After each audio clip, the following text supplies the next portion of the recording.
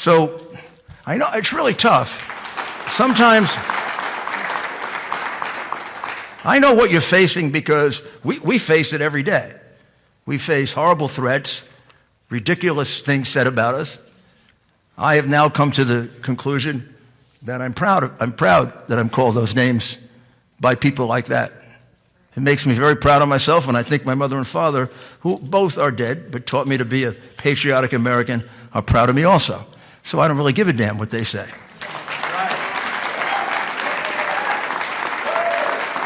But I know you're like that too. I know you're all like that too, or you wouldn't be here. But you got a lot of colleagues that are not.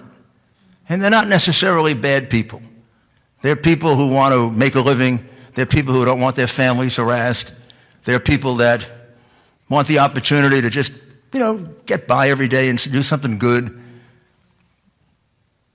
You got to convince them that this thing that we have, liberty and freedom and the right to vote and freedom of religion and freedom of speech, it's under attack all the time. From the beginning of our republic until now, it's under attack. Sometimes foreign enemies, sometimes domestic enemies, sometimes a combination of both. And it's impossible to tell who gets called upon to make sacrifices. You think of all the young men and women we've lost overseas. They were called upon to make a sacrifice, and other young men and women weren't.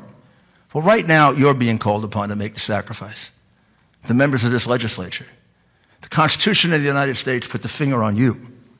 Our founding fathers put the finger on you. You're our salvation.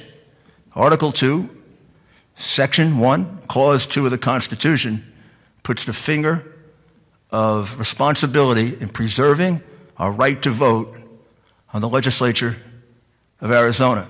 Not your governor, thank goodness. Not your Secretary of State, even more thank goodness.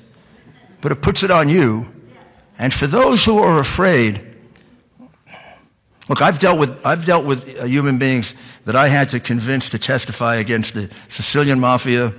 I had to get them to testify against the 5 families. Had to get them to testify against Joe Bonanno in Tucson, Arizona. Yes, sir, you where did. The nuns actually threw me out of the hospital because he built the hospital. And I've sat there with men crying, and worse than that, because they felt they were going to die doing it. But they found the courage to do it, and after they did it, they felt so much better about themselves. What I would say to my colleagues is, and I mean this in the generic sense, just be a man or a woman, not a sniveling coward. You'll feel so much better.